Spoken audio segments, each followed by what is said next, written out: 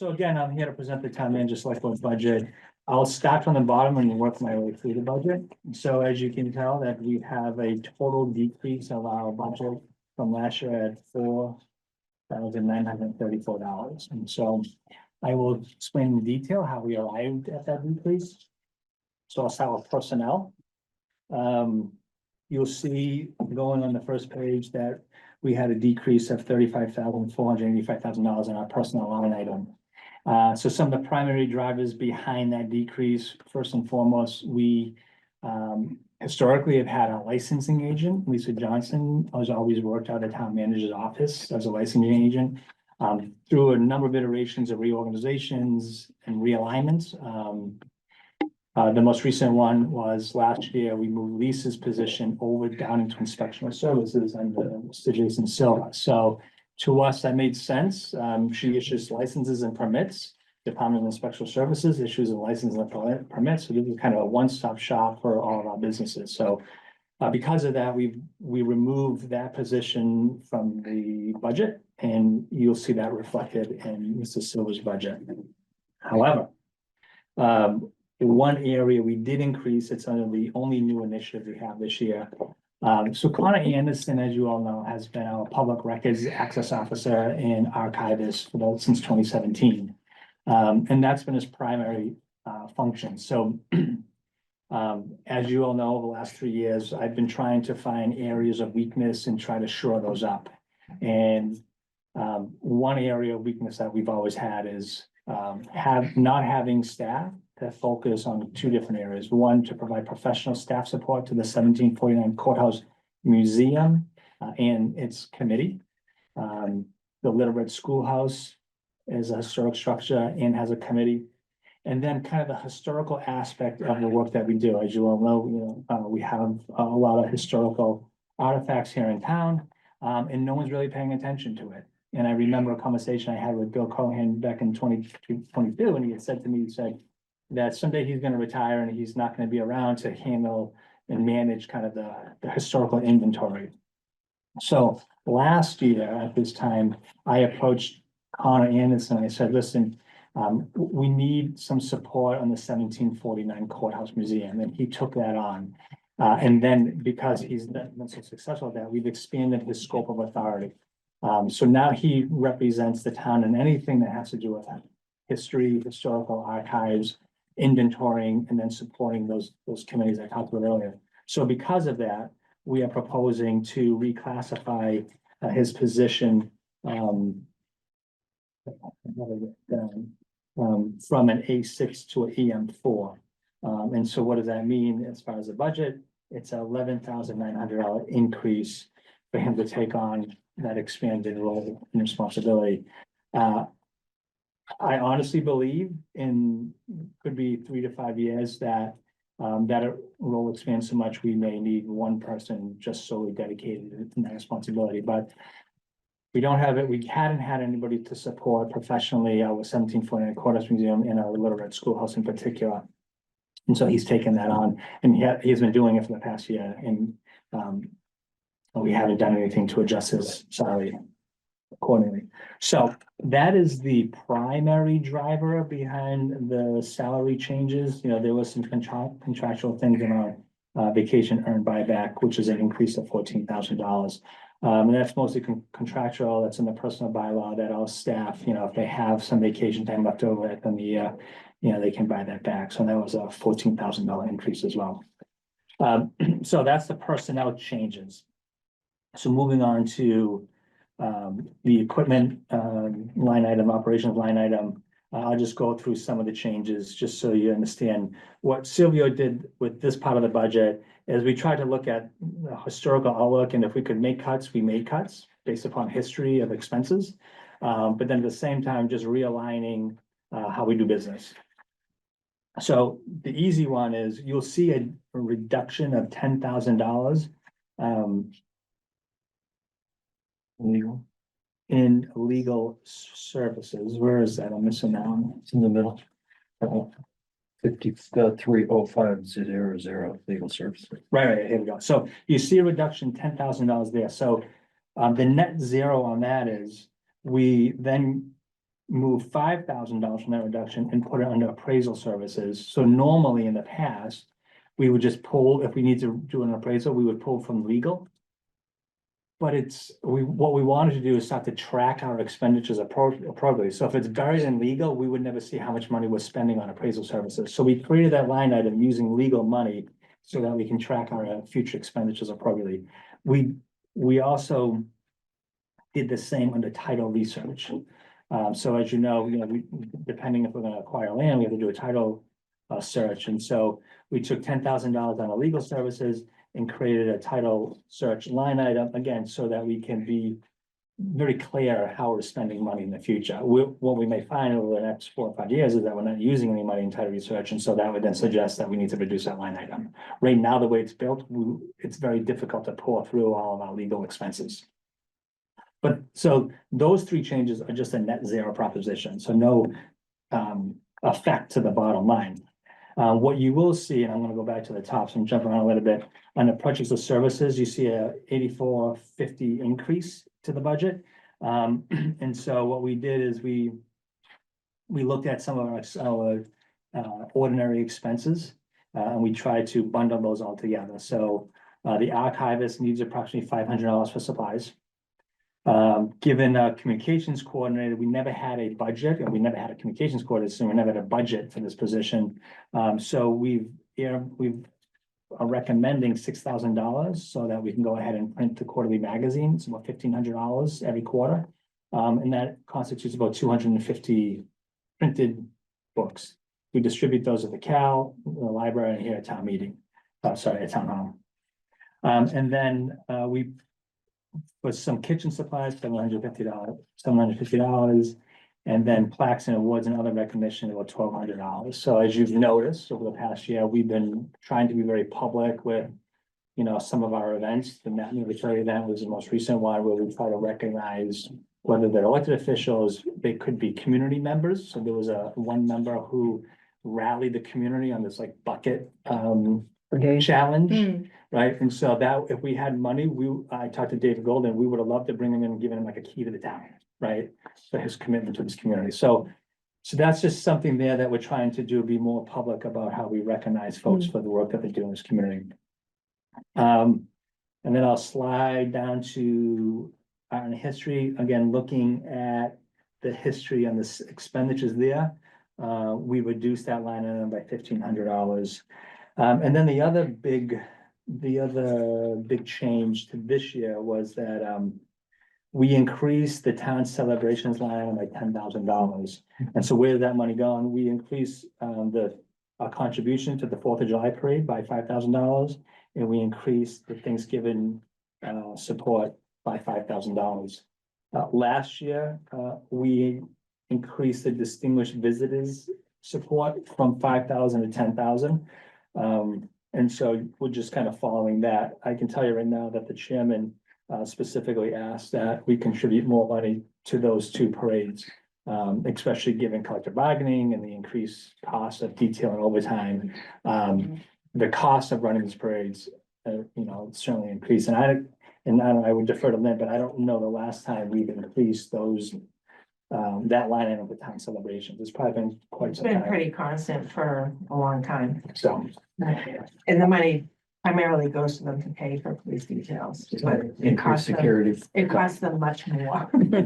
Oh, you probably have much more, not just in wage inflation, but needing more officers. Absolutely. Yeah. Especially when you see the events that happen in New Orleans. Yeah. I can tell you, we've been having regular conversations with the annual event holders, with the chief has been saying, listen, we're gonna have to increase our presence out there in the community because he has said to me for 3 years, what concerns him the most is vehicle-borne attacks. And then when this happened in New Orleans, him and I had a conversation about vehicle-borne attacks. So they're real. And the Thanksgiving Day parade is very indicated across the country now. I think 27 metropolitan areas watch it. So if there's going to be an attack and you want to send a message other than the Macy's Day Parade, that's how you would send a message. So, so for those reasons, we're trying to pay close attention to the cost of supporting these town celebrations. So that's my presentation for this budget. And again, just to summarize, overall, we've had a decrease of $4,934. Any questions? It's straightforward.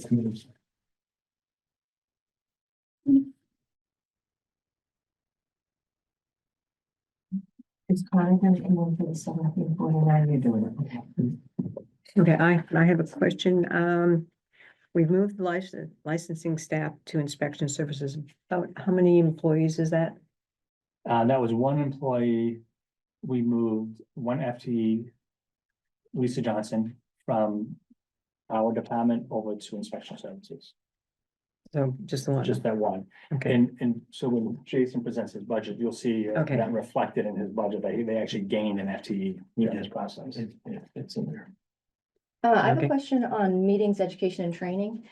So we're asking for 8,000 and year to date we spent 186. So I just wanted to understand, do we have a plan for that? Is that cushion? Yeah, so the biggest education training that I'll speak to our staff, a week ago, there was the Mass Municipal Association Conference. That's actually happening this week. So if we were presenting next week, you would see a deduction probably by a couple of $1,000 by attending that conference. What we'd like to get back to is the national conference. ICMA holds an annual conference for county and city managers across the country, and that when I was in my former community, I would attend that on a regular basis. Since I've arrived here, I haven't gone to it. So Silvio and I have talked about every other year, one of us attending that conference to try to bring back best practices. I believe and Kelly knows this, that I believe very strongly in professional development. And we've encouraged other departments to take advantage of those conferences because it creates, as you all know, it creates a network opportunity with your peers. So when you're struggling with, say, media relations, you can call your parents and say, hey, how did you deal with this in San Antonio, right? So we're trying to get back to that, but to your question, Ms. Tompkins, we really haven't had the opportunity in the last 3 years to focus on professional development. I like that focus. Thanks. okay. No more questions? Okay, can I have a motion? I move to approve budget as presented. Okay. Emily, would you like I to will second? This is gonna be very easy. Okay, all in favor, raise your hands. Roll call. Roll. Aye. I do roll call? Yeah. It stands for vote, you're gonna do. roll call. Okay, all right. Dan Green, Mr. Green, Yes. so, Mr. Green, Mr. Neerman. Yes. Ms. Tompkins. Yes. Myself, okay. 4, Thank you. all right. Next, 1749 Courthouse Museum, so small budget. You'll see initial budget, there's an increase of $1,050. That is attributed solely to an hourly rate increase of $1. So we're gonna, I believe it's currently $16 an hour for our seasonal employees who staff the 1749 Courthouse Museum. And so we're gonna go from $16 to $17 per hour.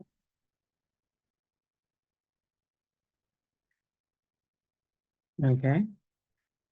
Any questions? Okay, can I have a motion? I will make that motion. Approve 17 courthouse. Ms. I'll Tompkins? second the motion to approve 1749 courthouse. budget. Okay, all in, I think Derek wanted to say. Nope. Okay. is there something else you wanted to say? No, nothing else. Just Good. switching your lips. Okay, Right. Mr. More Neerman. discussion. I think You wanna go into Discussion, sorry, discussion. I vote for. Okay, Ms. Yes. Tompkins, Mr. Green, Yes. okay. All in favor, I'm sorry, I'm reading my written here, okay, we're in agreement, okay, next. I believe it's town clerk. It's town Human clerk. resources? Oh, human resources. I would do town clerk. You usually go into a meeting, right? Yeah. Yeah. Yeah, yeah, we can, I would do Kelly first and then go. Yeah, do you mind? Okay, no, Yeah. do not mind, you don't mind? no, Yeah, not at thank all, you. Thank you, everybody. I appreciate you moving the time from 2 to 12. Yeah, thank you. yeah. All right, have a good day. I'll see you later, Derek. Thanks. Tough group. I know, I'm a little nervous. Yeah, very tough group, okay. Again, thank you for having me to present the town clerk and later the elections budget. And moving it from 2 to 12, so thank you very much. So town clerk budget is pretty straightforward. I don't know if you remember a couple of years ago, I know this committee has changed. We divided up the elections and town meetings expenses. We made it a separate category. The first time we did a budget, I did a budget here in Plymouth. I felt it to the town manager's point, it's easy to track what things actually cost the town and more. So budget for town clerk is pretty straightforward. There was an increase in our salaries due to obligations for the union. And so that's represented for the salaries. We did reduce the technical services. We have a great online marriage program that has an annual maintenance. And I talked to the IT director. I felt like in order for him to, for that to be reflected as an IT expense, he agreed to put that in his budget. So that should be included in his budget moving forward. I did, to Ms. Tompkins' points, I did increase the meetings at education and training. Now that I've brought in the election coordinator, there's the Mass Town Clerks conferences. Mass Town Clerks Association has at least 3 conferences a year. And it's very beneficial to be either bring the assistant town clerk or the election coordinator, depending on what the topics are being covered. The great news is in the summer that their conference is right here in Plymouth. So I just need to pay the registration fee and not the hotel fee. So we take advantage of that. Bookbinding, we have all our items that we need to do, so that stayed even. Postage, I increased it by 20 grand. I'll be honest with you, I have even some concerns, even for the last 6 months. I just told the finance director that we're very short already for FY 25. So we'll probably, I gotta do some analysis on that next week and get something probably on the special town meeting to help fund that. I think just postage in of itself is going up every year. I think it's now 75 cents to, 77, I think. yeah, to mail something, and Yeah. it's just going up and up and up and between, and we handle the postage for the entire town. So we do retirement, we do treasure collector, the tax bills that go out, the excise bills that go out. All of that postage is included in that 210,000. All that except for mail-in voting, right? That goes on the election side? Correct. And the mailing of the town meeting books. Oh. Put on your Oh, yeah. Town meeting that's and right. election. Yeah, because of town meeting, that's in the other, that's it, correct, thank you. Town meeting. Okay. Even though we've already run out. Even what? We've already run out of money in that already, so. And, oh, and printing in there? Town meeting election budget for postage. Oh, yeah, yeah. But, yeah, we'll talk about that when we get to that, when we get to that category. And then printing, you know, since I've been here, I mail out the census forms, the street listing forms. As a matter of fact, they're dropping in everyone's mailbox today, so that's 30,000 documents that have to be printed and sent out. So I just gave myself gave the budget a nominal increase to cover the cost for that moving forward. Okay, so much of the increase is just personnel and postage. Correct. Okay, Pretty straightforward. any questions? Oh, I was curious, you mentioned online marriage. Yeah. Do people, is that what I No, think no, it is? no, it's not. As I said that, it's an online marriage program. In the past, before we were able to do this, couples that wanted to get married would have to come in and use a computer in the office and type in their name, address, mother's name, you know, father's name. And then we had an access program that converted it all to the documents that we needed. There's a vendor out there that actually has a web-based program now. So couples can do it from home, and then they come in and they sign the paperwork, and the 3-day waiting period starts. And you know, we verify that all the information is correct, and they sign. And then once that happens, we print the license, we print the certificate. It's like one-stop shopping. And if anything, that has increased the number of couples. In 2023, we had 400 couples that applied throughout the whole year for intentions. And in 2024, we had 470. I think a lot in 2024 might have been an anomaly because many town clerks were busy with the election. So if people said that they needed to come in and do paperwork to get married, they had to quote, set an appointment, and then and then they say we're not taking appointments for 2 weeks. So a lot of people kind of, I think, Googled it and found it here in Plymouth and said, oh, we're just gonna do it. So the good news is that's $40 for every application that we take. So that 70 times 40, I never did that calculation in my head. So that marriage program pays for itself and it's less staff time that we have to deal with it. Okay, so it's getting the license. not Yes, getting- yes, not getting That- married that online. was mail order brides, Now you get Zoom call marriages. It's bound to happen. Yes. As I said that, that language, we have our own language in the town clerk's office. I don't realize how it sounds to other But, people. but you do marry people as you. I do. I am a Meetings, justice of the peace, so we do perform ceremonies here at the And we town. have- I good to remind you. Yes, Yeah, I really wish I remembered that. Really? Yep, Yep. 2 years ago. Oh, Yep. my, good for you. I can't let her forget that. Mm, Yeah.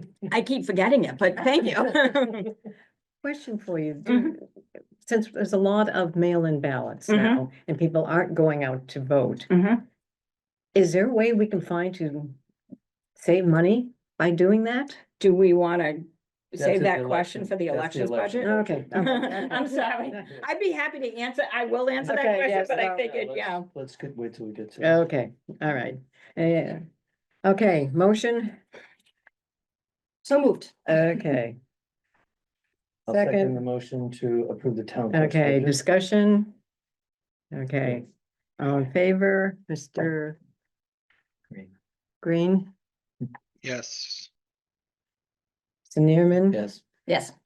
Okay, 4, okay.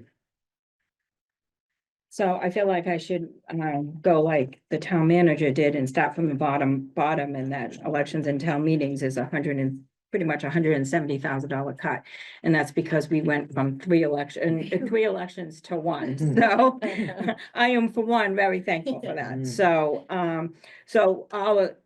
I based the budget for my part on elections on, just one election moving forward. I work closely with Jeanette, and when it comes to budgeting for, town meeting, such as the printing of the books and electronic voting. And what else do we put in here? The printing of the books. So that is all included. I will tell you, electronic voting, we just got a new proposal. The contract for that company, option OTI, was up as of last November, and we're in the process of signing a new contract. I believe we have enough funding to fund that contract, because it was an increase, but not as high as it could have been, considering that contract was originally written for the original.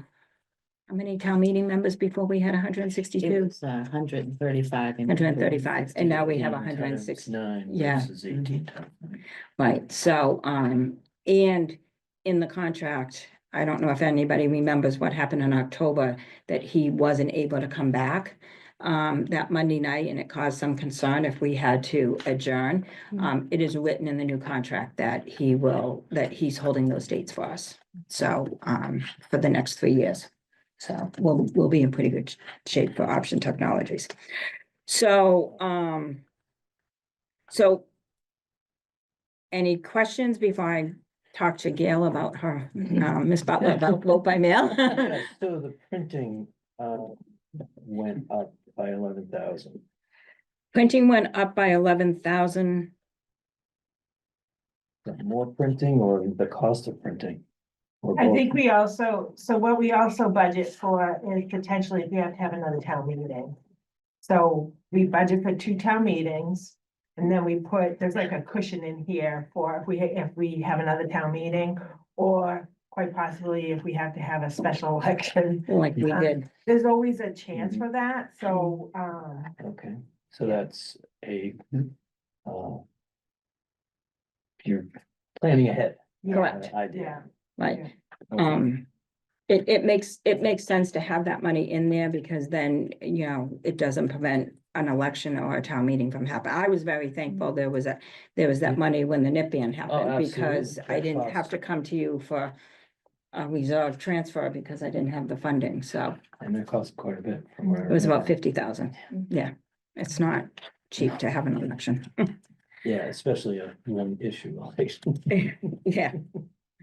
And I will say that the seasonal employees for the election workers, that does include an increase to their, hourly rate. I try to keep, right now, they're at like $15.75 and $21 for the wardens, and I'll be looking to increase that. I think I calculated at least 50 cents or a dollar onto that hourly wage, to assist with that.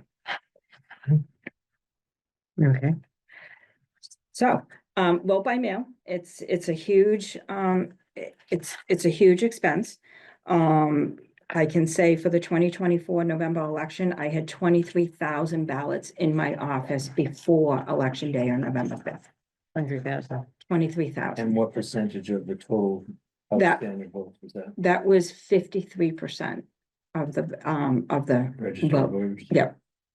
Well, yes, I'm sorry, because I was working with two different numbers at the time. We processed 19,000 before election day, so the remaining 2,000 to 3,000 or 3,000 to 4,000 went to the polls on election day. So I have different figures in my head, but it needless to say, all of those ballots needed to get mailed out, and those were 97 cents each.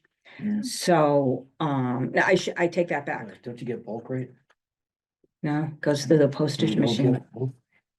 No, it goes through the postage machine. Mm. So that being said, I take that back. The 23,000 minus 7,600, because 7,600 people voted in person early. So those did not need to get mailed. Okay. So it was about 15,000, now that I say that. So the good news with that is, as a matter of fact, the reason why I'm gonna be looking at the postage budget next week is I have to certify to the state what our expenses were for vote by mail, to your question. And I will certify how many ballots we mailed, what the postage was, how much overtime I had for my staff, how much overtime I had, or not overtime, but how many overtime for the union, because with the union contracts, I can tell you that I had, for 2 to 3 weeks, I had union staff coming into my office to assist for at least 2 hours every day, for 3 out of the 5 days.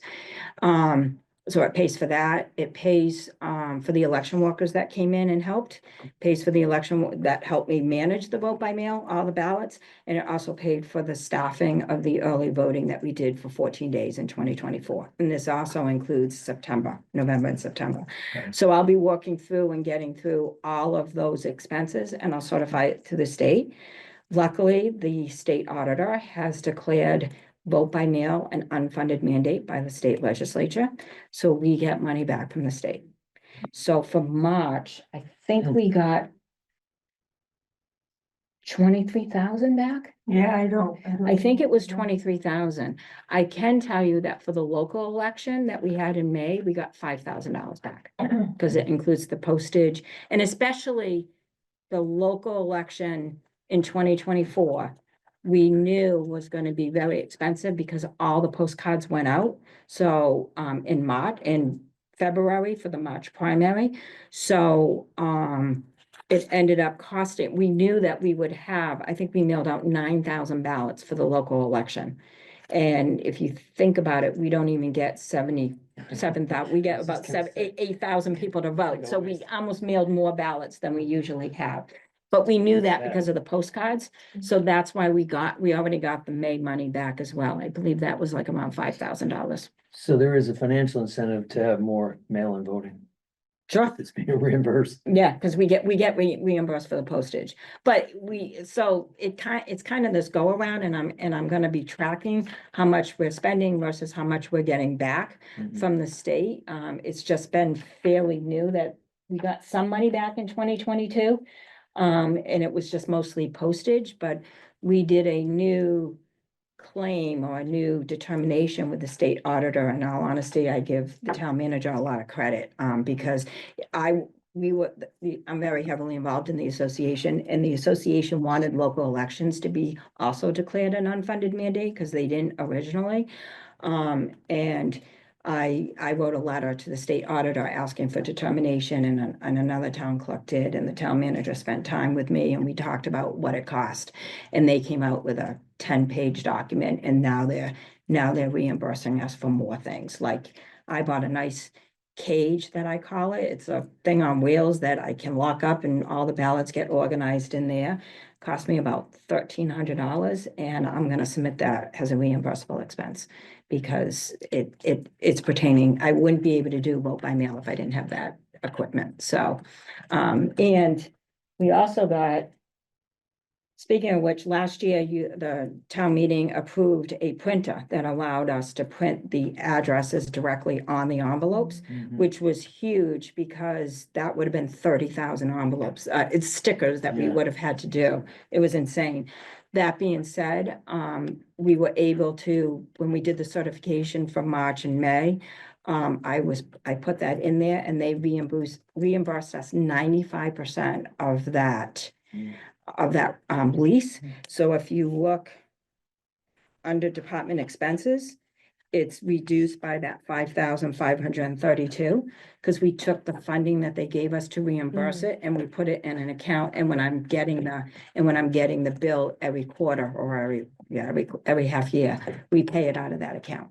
So, and that has saved us money in staffing, to your point. So, there's a lot happening with vote by mail. I think it's gonna be more interesting as time goes on, because I think it's just gonna get more popular.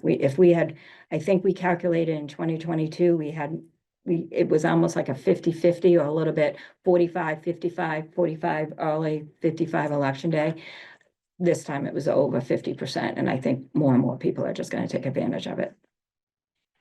So would this enable you then to cut out other areas, like have fewer voting places to save money, or is that something you wouldn't even consider?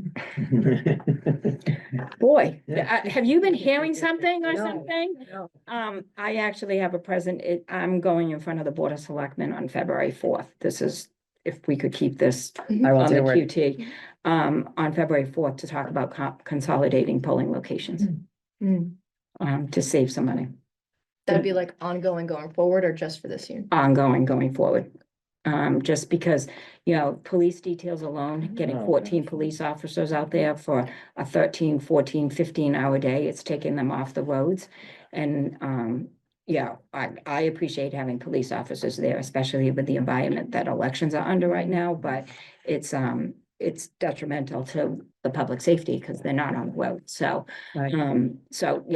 we can definitely realize some cost savings.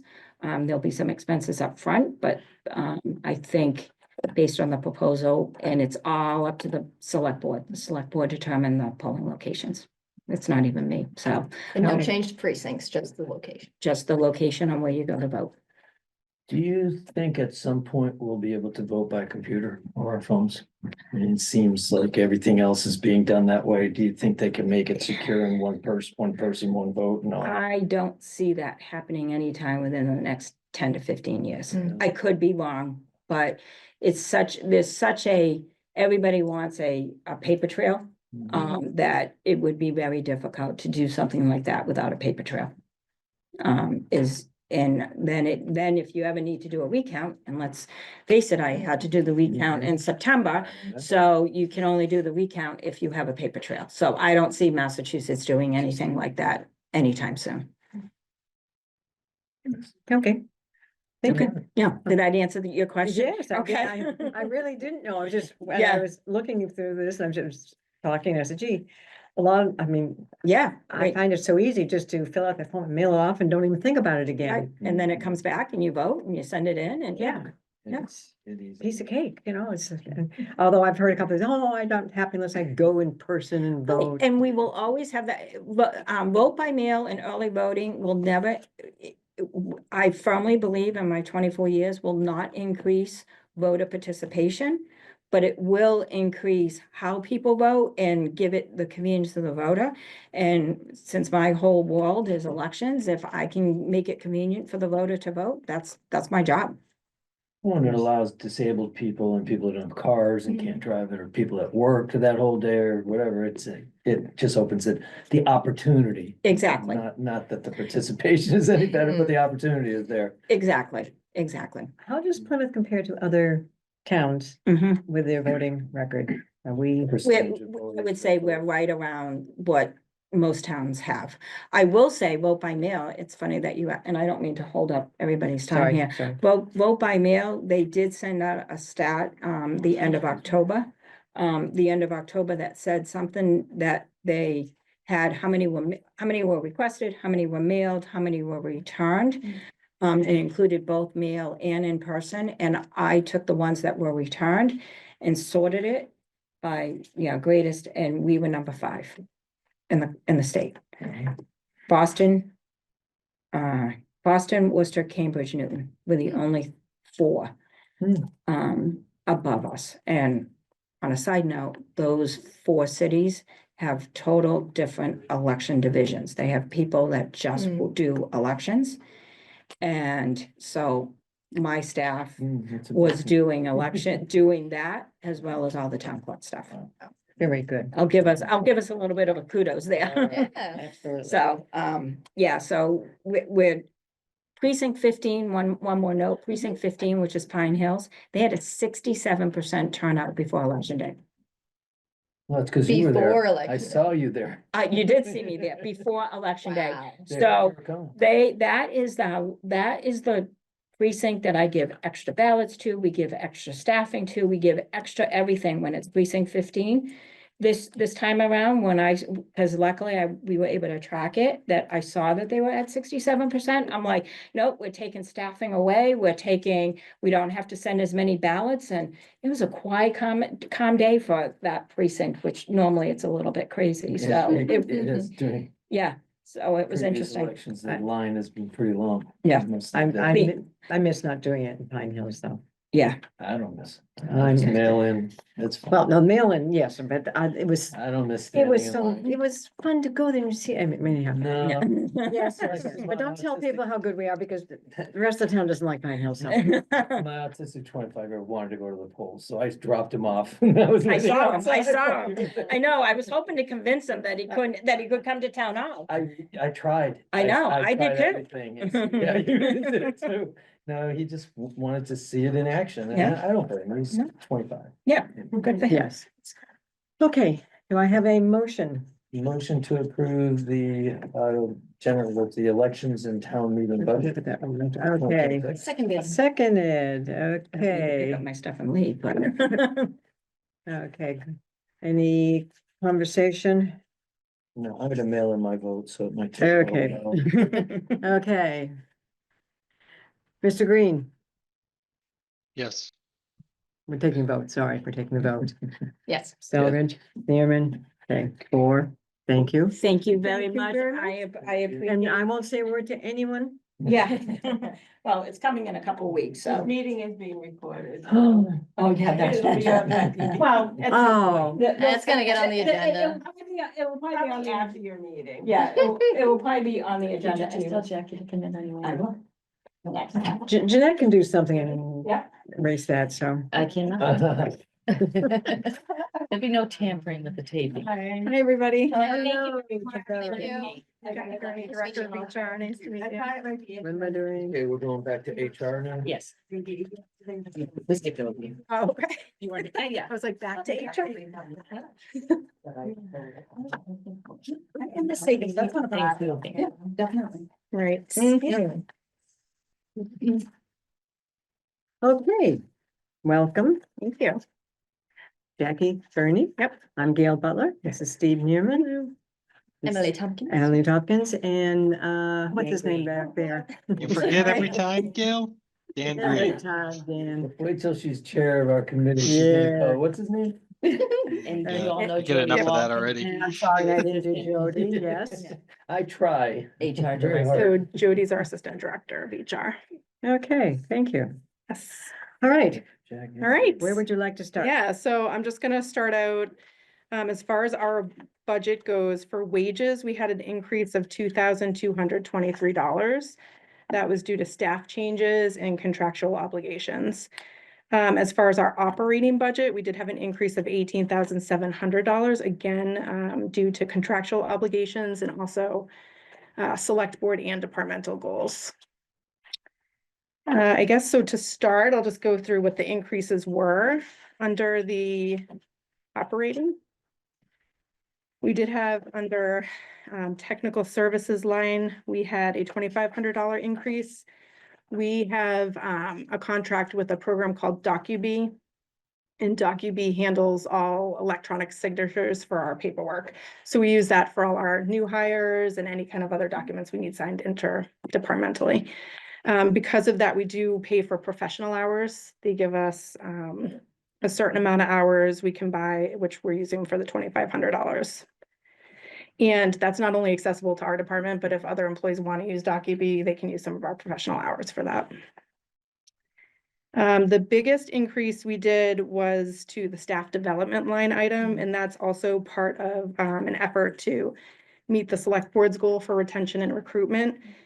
We don't have like a formal training program for the employees in town, so we're looking to bring that like an annual calendar of trainings to make sure supervisors are getting trained and any kind of trainings that we feel are needed in the workplace. So that investing in that is investing in the employees, investing in their improvement and their in learning more things for their jobs. And it also helps protect both the town and employee against any kind of legal liabilities for conflicts or anything like that.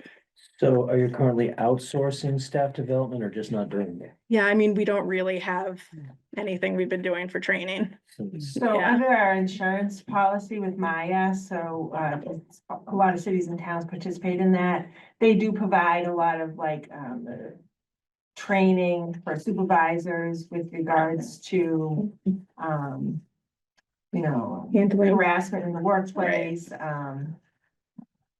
you know, code of conduct and things like that. Anything that would rise to the level of like a lawsuit. You know, they want to provide free training to us so that we don't incur any claims. Right. So there's a lot of that, and people, everyone participates in it, and we get credit back on our insurance, our annual policy premium because of that training.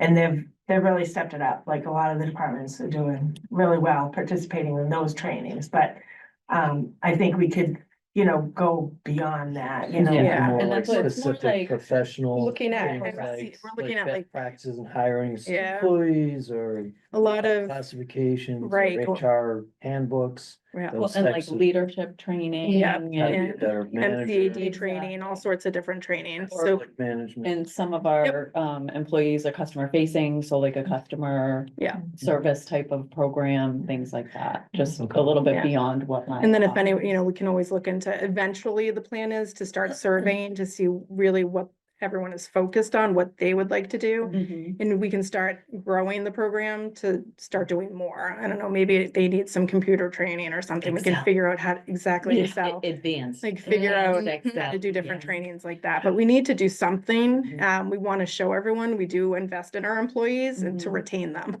So, So I was in a chamber meeting last night and they were asking questions and we had on our phones from the QR code. Putting in answers, so they didn't know who was putting the answers up and they were just going up on the board of Mhm. what more can we do for you? What are you Yeah. here Yeah. for? All these things. And I wonder if that's something that you couldn't develop and have all these things come up on the screen and have people anonymously saying what they think they need more of or. yeah, Yeah. well, DocuBee, that program I just talked that what about, that is? actually allows us to send like a survey out and it can be done anonymously and all the responses will come back to us. But it was cool because it was like interactive, so like the presenter would hold off for a minute for people to kind of get in the queue. Yeah. So that somebody's answer didn't affect other people. Oh, yeah, Like yeah. a Like- monkey, what I don't know what that's called. Survey Monkey. Yeah, but Survey it's Monkey is like one of really them. effective because it Yeah. allowed a very interesting discussion going on anonymously. What was the That sounds program? good, yeah. I don't know, I could ask the Look at that. chamber. It's- Yeah, it's- there's one called Survey Monkey, I know. Yeah, like that's my totally previous- different. That's not by QR code and it doesn't. Yeah, Right. it's a like, QR had code that, and it was very like holding interactive. time he's Yeah. talking about, so that they all come Okay. in and you're not seeing it and then Gotcha. And you say, oh, yeah. influenced, Yeah. you know, you put your own stuff and then it puts it all up together. I think that's Exactly. very, It was really. Yeah. very productive. If you find that Yeah, out for we'd me, like to I find can that pass it out. on. Yeah, please. Excellent. That sounds great. Thank you. Let's see, we did add $2,800 to our meetings, education and training, but by, per the personnel code, each staff member is eligible for $1,200 towards professional development, so that's why we increased that. We had an increase of $1,000 to our medical services line. And that basically is just in case there's any increase in cost to any psych tests, asbestos testing, pre-employment medicals, physicals, things like that. So it's just to account for that. We never really know how many people we're going to be going through all of this, so we just have to estimate what we think we're going to spend. It's based on turnover. Yeah, I mean, asbestos, it can vary because every year we send out notices and whoever decides they want the testing, that's how we're paying. So we never really know. Or there could be a situation where something else happens where we need to do some kind of other testing. So this kind of safeguards that a little bit. So with asbestos, are you testing to see if it's in people's bodies? Right, yeah. I've never heard of It testing came for that. from, if you remember back with the fire department with the issues that we had in some of the buildings, and they tested the buildings and had asbestos, so they had to test, they annually test Test all the fire employees. departments, Yeah. even, Oh, the even fire. the retired. Yeah, we had Oh, fire and okay, all right. DPW. I was just thinking of some clerical person sitting there and going, No. why are you testing them? Okay. It's sometimes The fire situations if department. someone's around a asbestos pipe and then maybe that Some person then needs testing. Yeah, I was gonna say. Speaking of asbestos. Asbestos Aaron, okay. Okay, so it's not everybody that gets. tested No, for no, right asbestos. now, the only people we're testing, they're DPW and fire, so we have a lengthy list of people we have to send annual notices out to every year. What happens if someone lives in an old home and there's asbestos? Can they be tested? That's your No, that problem. would be, yeah. That's your problem. So just question on the medical services, if I may. The spending on whatever version of the report I have is $375 year to date and 25. It might have gone up if there's a refresh version. But do you guys Right. really that we're gonna get even close to the 40 grand current year budget for that? It just We, seems we may not big. get like that close to it, but we have not received any of our invoices for asbestos and we're still pending medical results for new hires that we've just had go through probably within the last 6 months or so, I'd say. Okay. And that includes, I failed to mention, that also includes when a new fire, police officer is hired, they go through psych evaluations, we have to pay for those as well. Okay. Mhm. And is the purpose of medical services separate from drug testing just for expense tracking? Yeah, so the difference between those are gonna be for medical testing, for the drug testing, that's a separate portion. And we do random drug testing that we're required to do per DOT for any DPW drivers with CDLs. So we're required to do random drug testing throughout the year on those employees. And then we also have to random drug test the firefighters every year. Is part of that testing for marijuana? Yes, yeah. Yeah, for DOT federally, it's Yeah, still federally, illegal. that's Yeah, right. yeah, I know. It's kind of a weird Yeah. thing, because most states have approved it and Yeah. that doesn't. Yeah. approve it, but Yep, so they still have to comply.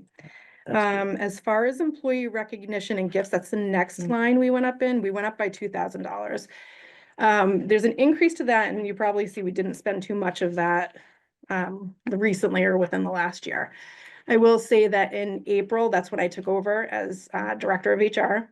And at that time, that created a vacancy in my department. We had a resignation in the department, and then another employee had to go on leave for a little bit before they came back. Because of that, we did have quite a delay in a lot of the things we wanted to do this year. So we're, as we're training all the new staff and everybody, our plan is to start really diving into training and recognition. We did start doing some recognition for employees who have retired years 20 and over. So that's a new program for us where they get a nice plaque and like kind of a citation from the town manager and the select board. But we're also looking to expand that, because that also ties into the select board's goal of employee engagement and recognition programs. And that's an increase of $2,000. And then the last increase we had, I think that, Yeah. did I dues miss and one? Memberships, no, dues and memberships went up a little bit.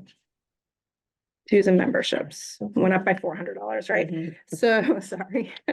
So for dues and memberships, we did add some professional HR memberships that we typically have not had in HR. So myself and the assistant director are looking to, get those annual memberships to SHRM, PSHRA, and MMA and MMA, sorry, MMA and MMHR. So MMHR is the HR portion of MMA, but that's also to get membership for all the staff so we can have listserv access and access to a lot of information. And our Canva membership, I think that might be new this year too, at $300. And Canva we use for a lot of our flyers that go out to employees and things like that. Yeah, I think that's it. Okay, all right. Any questions? Okay, can I have a motion? I move to approve the HR budget for 2026. Okay, second. Seconded. Okay, discussion? Just that I appreciate Gail, the focus go on. ahead. Oh, Go ahead, oh. Emily. I Sorry. appreciate the focus on training and engagement and retaining staff at the nonprofit I work at. That's a very big focus of ours. So I really appreciate those efforts. Yeah, thank you. Dan? So kind of along the lines of my question, I get that some expenses are not coming through, but looking at like 24 actual versus 25 budget, it's 77 grand of actual spend versus 140 grand budget. Just seems like there's a lot of extra funds budgeted in the other expense line item as a whole compared to like the historical trend of spend. I think that, when I was looking back historically, I think we kind of stayed on point with a lot of the numbers. If anything does increase, it's typically because there's a contractual obligation we have, so we have to get a lot of estimates from our vendors on what any contract increases are gonna be, if there's gonna be any service fees or anything like that. I know, like, an example I could show you, if you're looking at, you could be looking at that I budgeted $27,000 for assessment centers. Although at the time, we may not have known we were having assessment centers. I can tell you this year, we're scheduled to have 4 in the next few months. And originally, we did not know we were even gonna have 4. So a lot of this is like prevention planning so that we don't hold up a police deputy chief's assessment center or any of the captains or anything like that. A lot of our numbers are sometimes, it's based on you don't really know what's gonna happen with some of it. I just think maybe a point for next year, or as we discuss this further, we know how many people we're trying to hire based on what other departments are budgeting. And if we know, we need to do random drug tests for 30 people over the course of the year, that's something that we can kind of conceptualize or forecast instead of saying we have to do somewhere, we're going to add some cushion. I hope you appreciate my point. It's just Yep, I the understand. word, having cushion is just something that I'm hesitant. Yeah, and although there may be positions that are budgeted for, it doesn't account for anyone who resigns, retires, or anything like that. So we have to account for those people that we don't know, but have to anticipate might happen. Okay. As well. Yeah, I appreciate the discussion. yeah, thank you. Any other? Okay, Mr. Green, how do you vote? Yes. Yes. Yes. Can you hear me? Okay, and I'm a yes. Okay, thank you very much. Thank you. All right. Enjoy the rest Good of to your see day. you. Have a great weekend. Yes. Is it time for the weekend already? Almost, we're almost there. Are you really warm? I run hot anyway, so. Yeah, well, that's why I opened it, let's check this, I'm like, oh, so, man, so that's the same way in our finance conference, this guy took you. Oh, sorry. you know, and we win. I have 2 fans in there. Just kidding. Under member benefits. Section 14 of your book, the 3-ring binder. Yep, Oh. Under Yes. member benefits. I have you doing it. No, that's. Yeah, so Jackie actually has Okay. line items within that Okay. budget. So she's heading out for a meeting, so I just want to make sure if you guys have any questions regarding, under member benefits, there's 2 items. One's called, 111F and one is 100B. Yep, so those 2 are for contracted services we have for 100B is our retired on disability, that's police and fire. So anyone who's retired on disability from police and fire, we still pay their claims and have their coverage for anything related to that disability. And then 111F is for any police and fire injured on duty. Okay, So those are contracts we have and then claims. okay. So who approves this budget if it's under? That different. It's under, oh, it's under the fixed costs. It's under Mhm. fixed costs. It's sort of, It's a it's portion, divvied up yeah. between HR and finance. So we each sort of have certain line items in that budget. Mhm. And like Jackie said, I mean, it's a contractual on the Right. 111F. We pay a premium for the insurance policy that we have, and then we pay the deductible that's in the plan. So that's really what we budget for.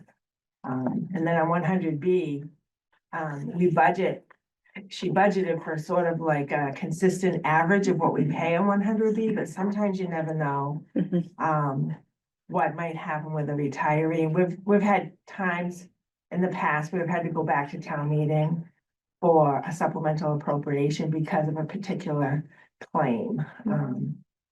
So, Is some of this is an 8.9% increase in the personnel, overall, for member benefits, for member benefits. yeah, so within that, So is part of this from an aging workforce? so there's 2 100B and 111F. Right. And most of So that's- those that's 2 where it's coming from. Well, Yep, there's so this went up Workers' 11. comp as well. Yep,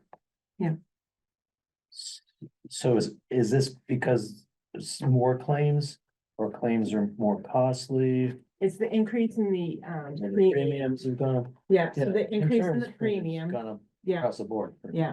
much. yeah. So that's the premiums number. It's premiums and the deductible for the claims. So we insure for anything over the deductible. But you Um, pay up to you pay the deductible. Right, right, and then Mm. there are times where there might be something that's outside of, it might be an officer who had a claim, but then whatever was incurred is sort of outside of the policy, and sometimes the town will pay those claims, like actual claims versus they're not included in the deductible. So there's a little bit of a little reserve in there for that. For other situations that may Right. happen. So is that why the workman's comp is? Workers' comp is separate, so Okay. we're just concentrating all on right. 111F and 100B. I can talk about workers' comp Okay. later. Okay. But if she has to go to a meeting, I Okay. don't wanna hold her up. I don't wanna hold you up, It's don't wanna hold okay. you up. Okay, we'll try this again. Have a good weekend. Oh, I suggest we could just vote the whole thing when we do member benefits, Okay. guys, if you had any specific questions. Oh, I see. regarding it. good, yeah. All right, well, thanks Okay. again. Okay, Still enjoy your weekend. Yeah. Thank you. Thank you. Thanks, you guys. Thanks, Lynn. Have a good time. Thank you. conference. Yeah. Bye-bye. Thank you. Bye. So now that goes down to revolving funds. 18, Come to the big table. 18.4. Well, I don't know if they're ready, but come to the big table anyway.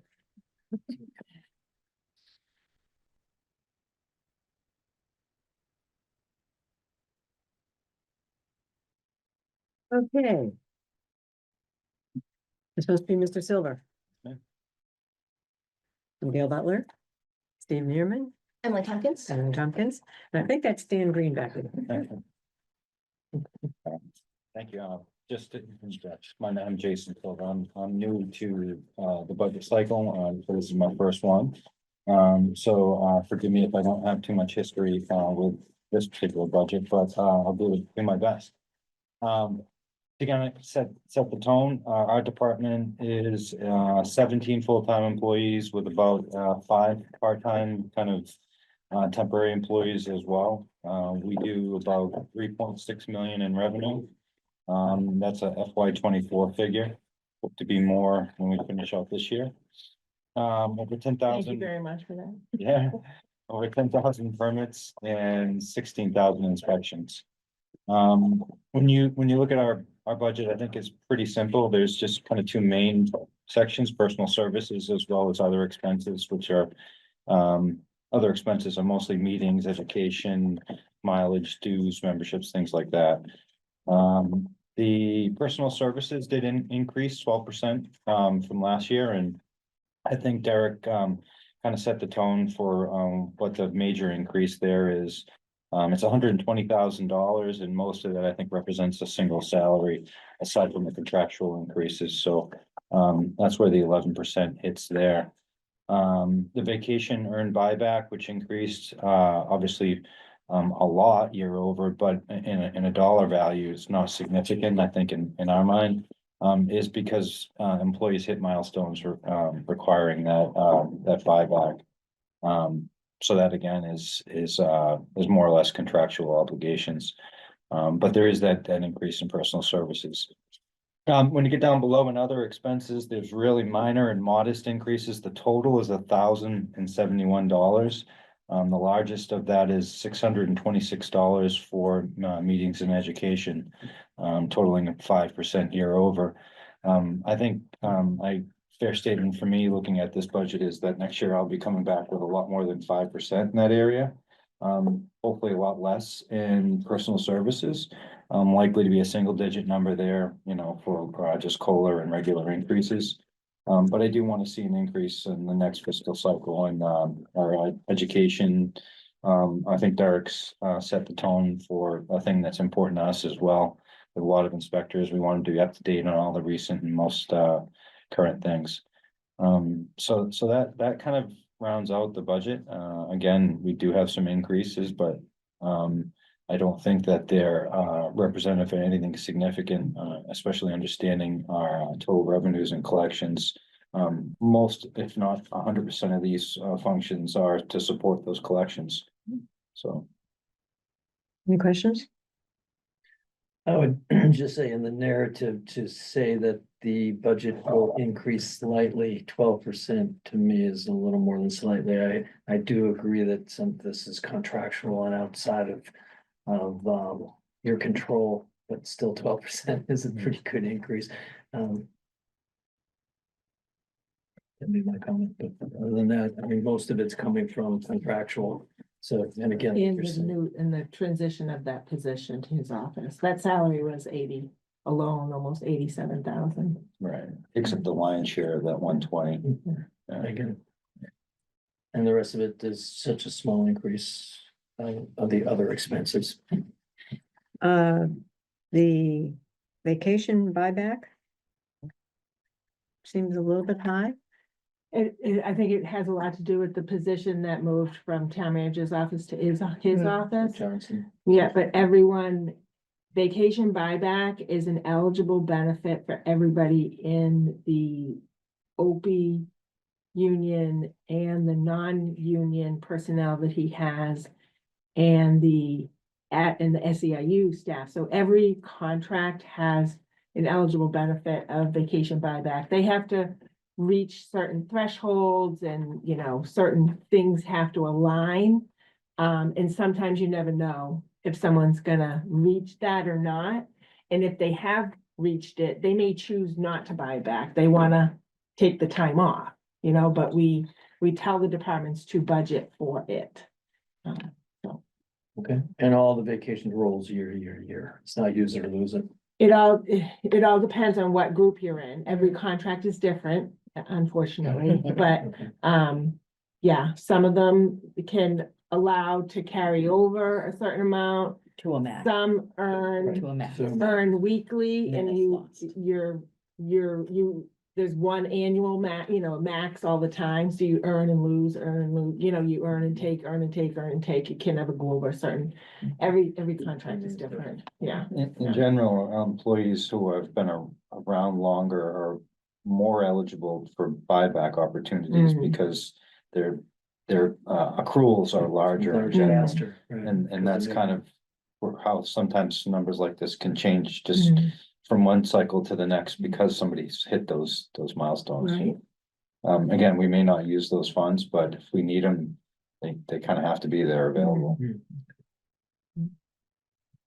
Okay. Can I get a motion? So moved. A second? Oh, Dan seconds it. Dan, why don't you second some? Second. Okay, okay, hooray. Discussion? Okay. Vote. Mr. Green? Yes. Yes. Yes. Okay, I'm yes. Okay, Thank you. thank you Nice very to much. meet you all. Appreciate your time. Thanks, Jason. Yes, we're much nicer.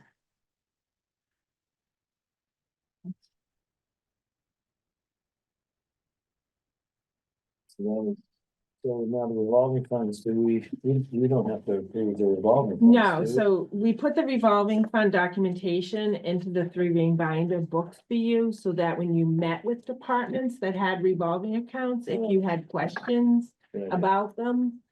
So we did it last year in the books and we decided to do it again. Cause sometimes there's a lot of questions at the meeting regarding revolving funds, so. So we don't have to ask you, Yeah. we can just say, it's in the book, find it in the book.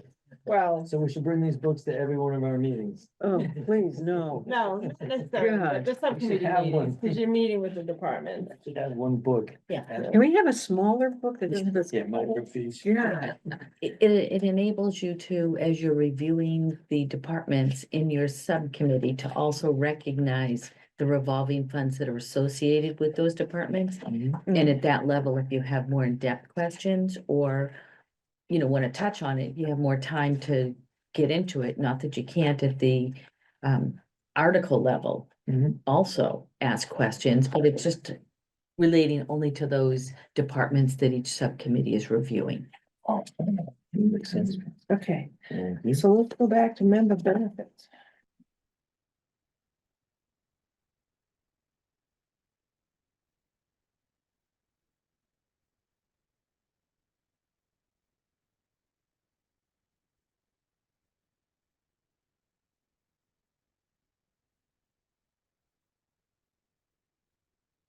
So under member benefits, I tried to give you information.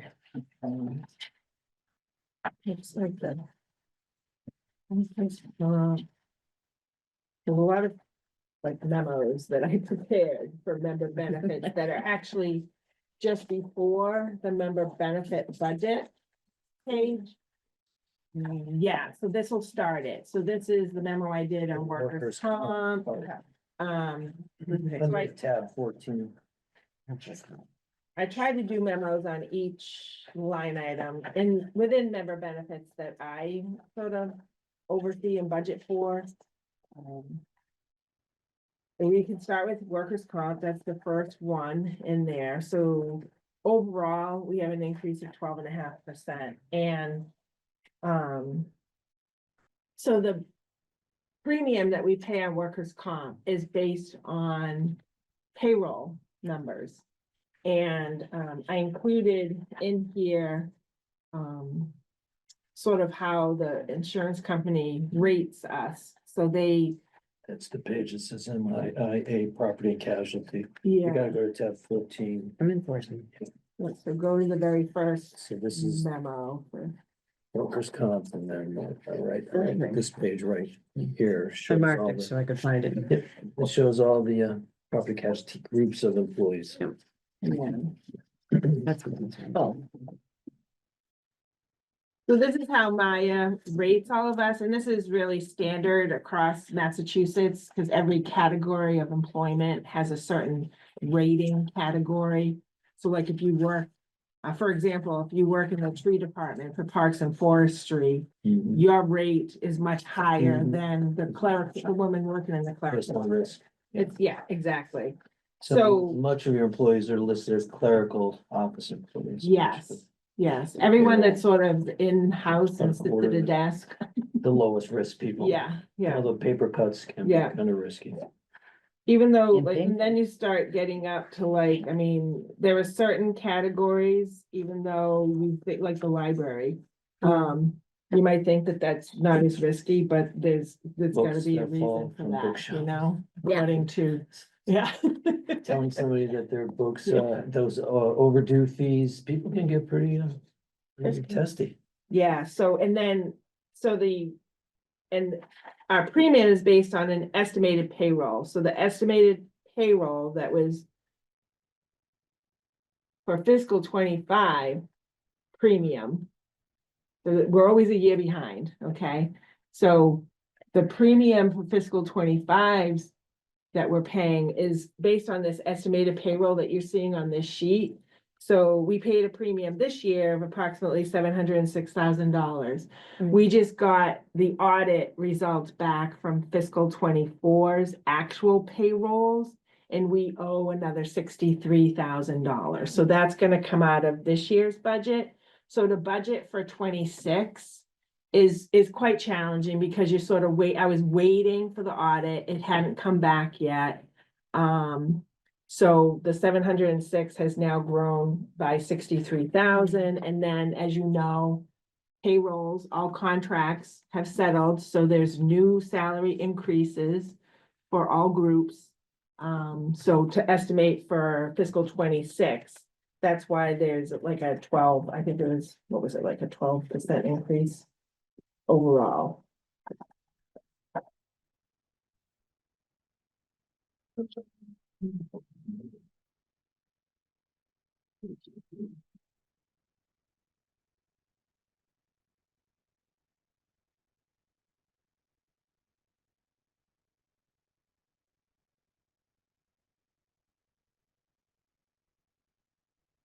$12.5% overall, an increase of 109,000. So if you look at the actual so far, we paid out 731,000. So that was what the premium actually was. We just got the audit bill, so that will grow now. We'll pay that out, so that'll increase by $63,000. And then my request for next year is 988,000, and that would be based on. Because we'll get an audit done in fiscal 25 for that, so we'll get another bill from that audit next year, in addition to the premium that we pay for fiscal 26. So I'm looking at this information page Mhm. and I don't see firefighters or police on that list. So fire and 'Cause I police, see clerical, but I don't see the actual. so fire and police are at the 111F. So in a they're, different. so they're in the budget that we went over with Jackie. Oh, okay. it's The that. 111F is there in Massachusetts, they are separate from injured on duty is under a separate statute. Under the Mass General laws, they're not under everyone else. Okay. So we pay a separate Separate premium for them. We pay a deductible, up to we pay the deductible, and then anything after that, we insure ourselves for.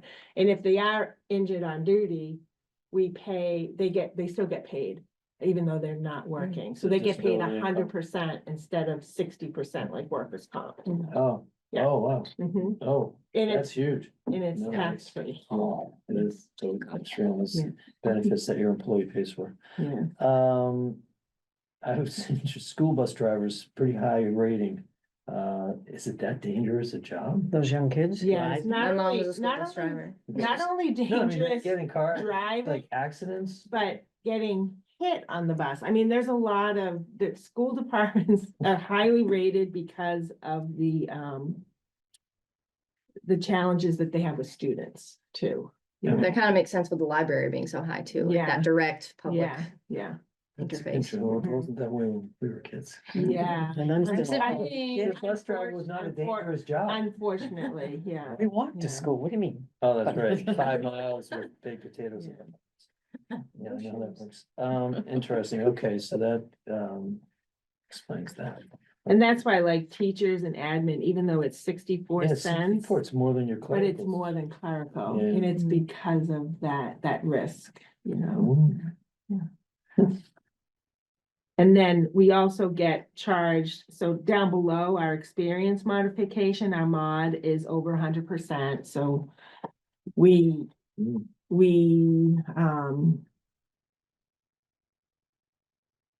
and it's primarily due to some of the school claims. And we're working on that, you know, I mean, we're working on training, how to, especially with the custodians, you know, like how to, you know, how you lift things, how you know, protect yourselves when working in the environment instead of, you know, doing something that you might hurt your shoulder or your back or, you know, things like that. They're constantly like doing training and stuff, and on the town side.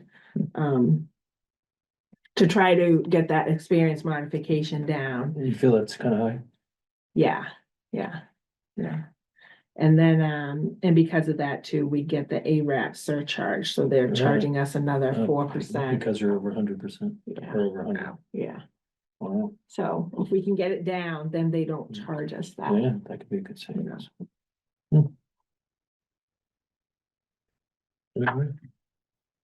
So that's workers' comp. Lynn, sorry, can I ask what the municipal employees NOC is at the bottom? What was the question? I'm sorry, The could you come in? Municipal employees NOC, like rate pool, $3 million. What is that? Oh, not otherwise classified. Oh, Oh, man, So- we get hammered on those. Yeah, so those are really those are like a lot of the inspectors that go out in the field. So they're not necessarily sitting at a desk, they're out in the field.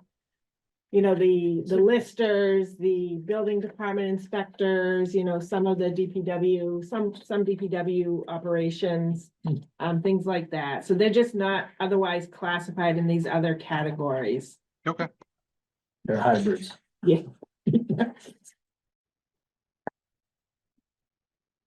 And when we get audited every year, so every position in our payroll system is coded with a risk code, and then we print that report at the end of the year, and that's what the auditors use. The workers' comp auditor that comes in for the insurance company. So they base it on actuals, you know, for all of that. Okay. And that's just, they tell us what to code certain positions, you know. You might not think something is, well, it's not that risky, but nope, that's where it has to be. Yeah, I Um, don't think school bus driver is that risky. Right. The next I'm gonna budget, take your moment. I've heard stories. I'm sure you have. the deferred comp match. So the deferred comp match, that's a contractual benefit that's in every single contract on the town side and including the personnel code. The town matches 15% up to the maximum of, so like if you're under 50, you can contribute to your 457 B. So we don't, it's like a 401k, but it's for municipal, it's 457 deferred comp. And whatever the regular annual contribution is, which I think it might be up to like 20 something thousand. I have it in Yeah, here. it could be very good. I know, I might have had it Yeah, in here, I but got to the point where the numbers change all the time, so there's no use in memorizing them. yeah, so employees will, I mean, and I think employees do the best they can, you know, to contribute to, this is an alternative retirement plan from their regular pension. In this memo that I said to you, the average annual retirement allowance for a retiree in Plymouth, based on our 1/1/2024 valuation, the average annual allowance is 27,474. So that's not a lot of money. And until this year, our pension was offset by, they didn't collect social security, but now that's changed. So you have Just deferred, recently. you have a deferred benefit. So you had a deferred- Deferred benefit plan, are you? And you're transitioning to deferred comp? No, so we have, so what I was saying was, for all municipal employees, we have our regular pension Right, that you get. The average allowance right now in Plymouth for the annual pension of a retiree is $27,000. right, which is. It's not a lot of money. That's right. So so an employee contributing to a 457 Right. gives them Can put more. additional, retirement earnings that they can Got it.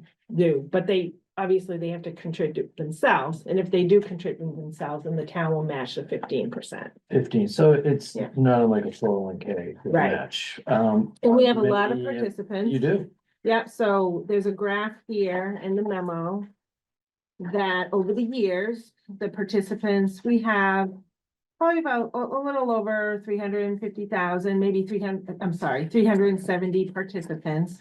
Out of, on the town side, we have probably about 550 full-time, permanent, part-time employees. So that's pretty good Yeah. participant, and it has increased over the years because there were some contracts that did not include the match. And once the match was in their contracts, the participation grew. I bet, at 15%. Yeah, and so you see that That's a nice match. the actual match that has increased over the years is in that That's huge. also. Yeah. Oh, so here are the numbers here. So we have 372 participants with a balance. 36 people are not actively contributing. 130 who have separated from service, that kind of thing. So those are the numbers there. Lynn, can you clarify the 15% match is 15% of the dollars that the employee contributes, or up to 15% of their pay, or what's the term? So it's 15% of what they contribute to their 457, and under IRS regulations, the 457. Whatever the annual is right now, I'm gonna say it's $23,000 a year. I might be off 1,000 or so, but so the employee can contribute and the town contributes 50% of that, 15% of that, but the total of each cannot go over that annual annual limit.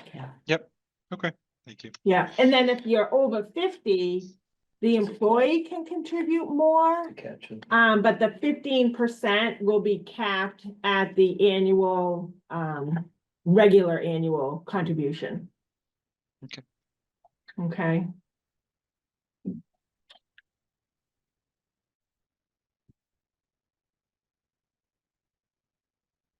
And if you're within 3 years of retirement, you can contribute more. On your And own. how do you know that? Okay, and 2024 is She's 23,000. building a nest. I know, I can see. 25 is what, 23,500? Trying to find. Yeah. I'm on the IRS site and they don't Yeah. have 2025 on there. Oh, amazing, yeah, Isn't it? yeah, okay. No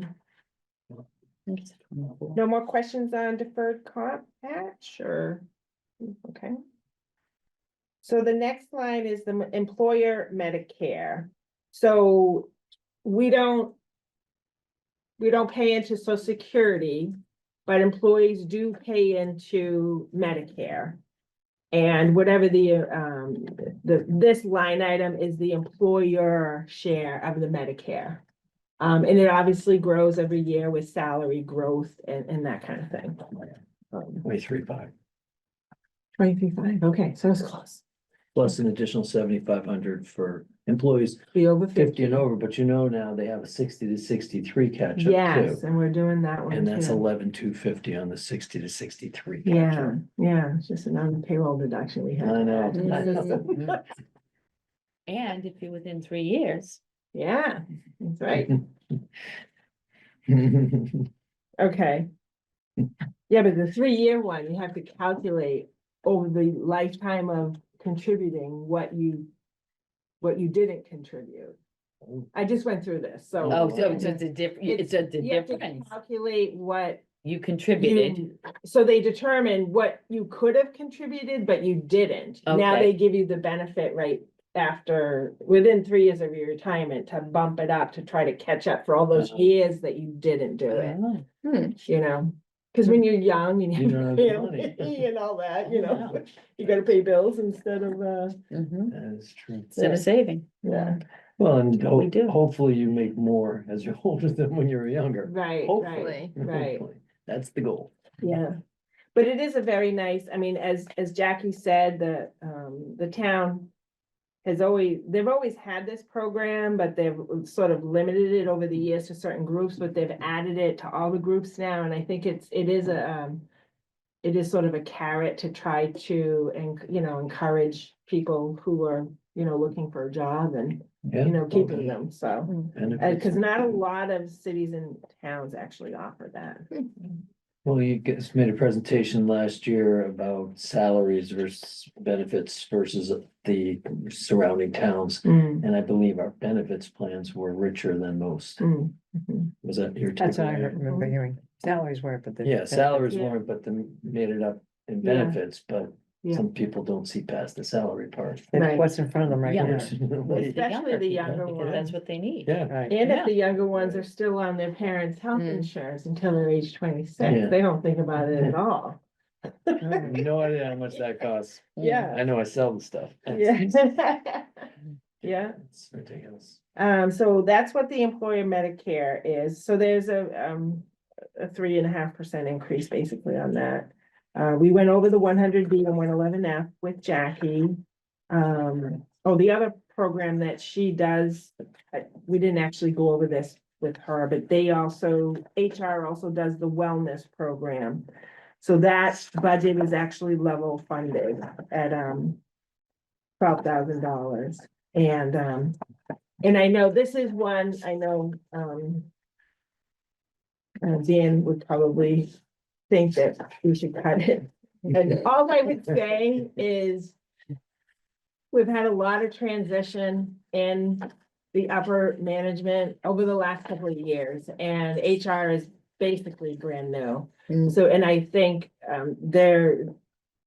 it sounds like they're going to be trying to do a lot of these, programs for employees and like the wellness program. I mean, we used to do like the Fitbit thing and like all that kind of stuff, and they want to bring like all that kind of stuff back.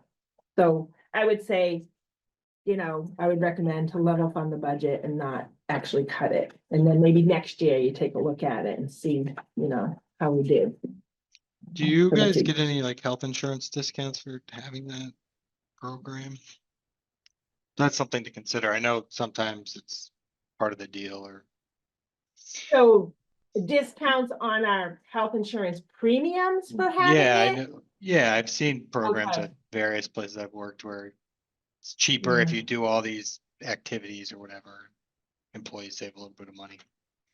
That's a good question. I mean, all of our products are with, our health insurance products are with Blue Cross Blue Shield.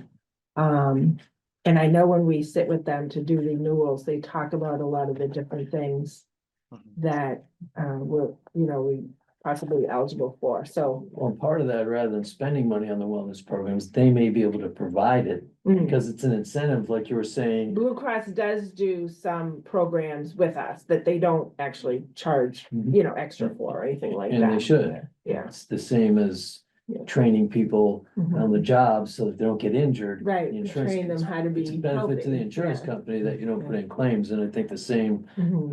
I imagine, you could explore that with, Mhm. Blue Cross Blue Shield. Yep.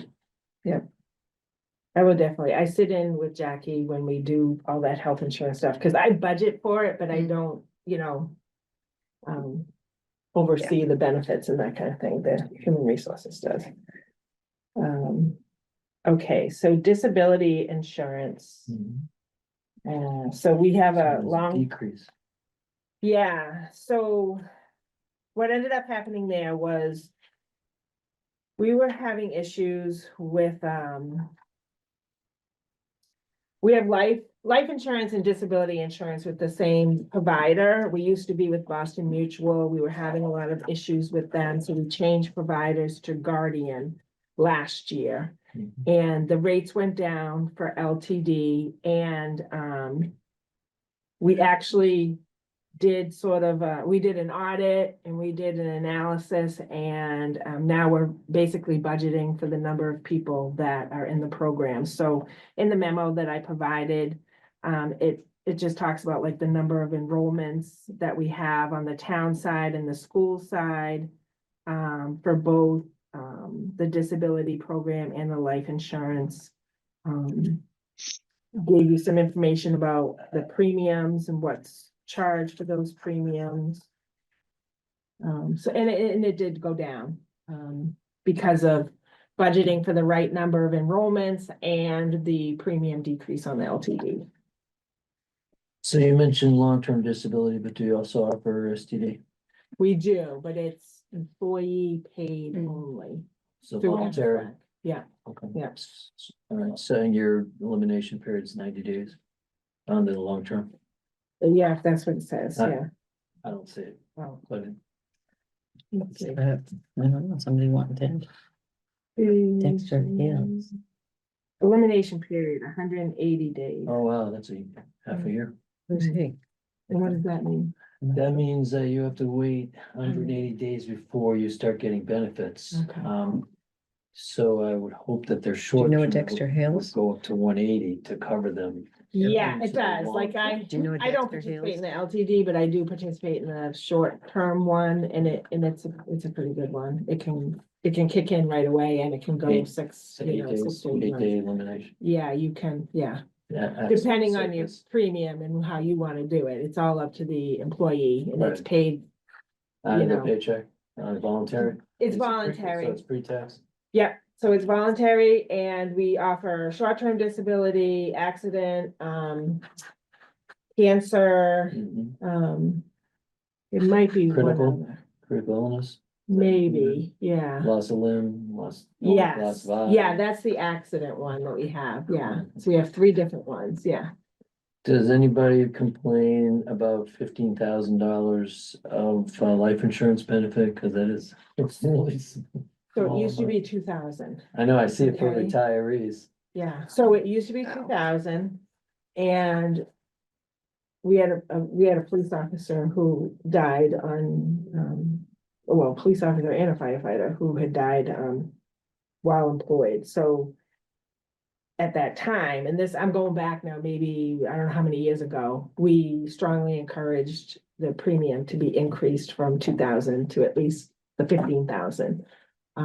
So that's what we did, but we have voluntary life insurance that goes up to. We have 2 different plans. We have one voluntary, one with Guardian, and you can pick however much you want to do, and then you can even get a plan for your spouse and dependents, and then we have another one through Mass Mutual that